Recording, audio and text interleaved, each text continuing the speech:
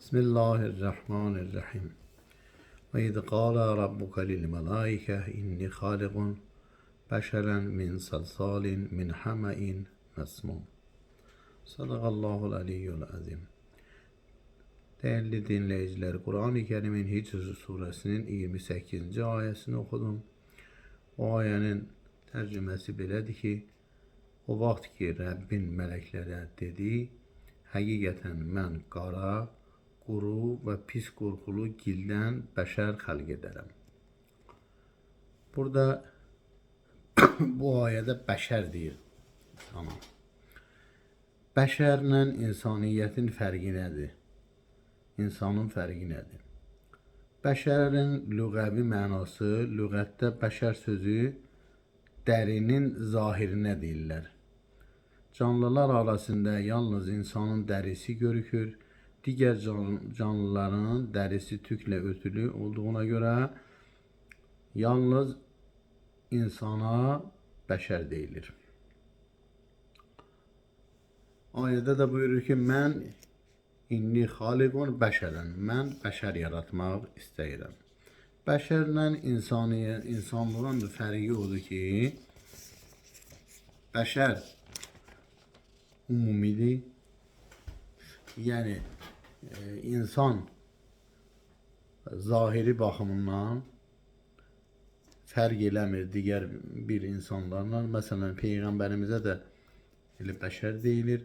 Quran-ı Kerimdə də ayə var ki, buyurur ki, Peyğəmbər buyurdu ki, və yaxud Allah Peyğəmbərə buyurdu ki, sən deyinən ki, mən sizlə bəşəriyyətdə heç bir fərqim yoxdur.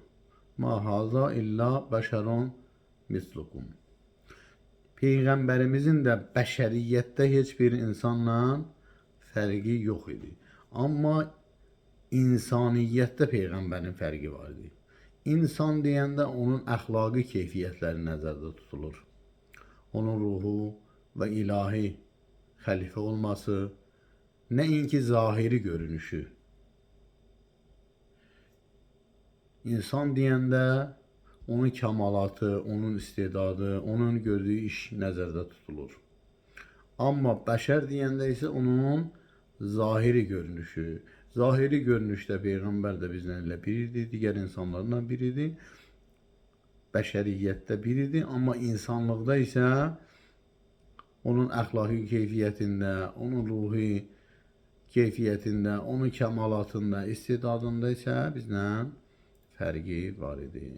Bəs bəşərlə insanın fərqi də budur. Quran-ı Kerimdə də Adəm Peyğəmbərin yaranışından danışanda buyurdu ki, mən istəyirəm ki, bir bəşər yaradam.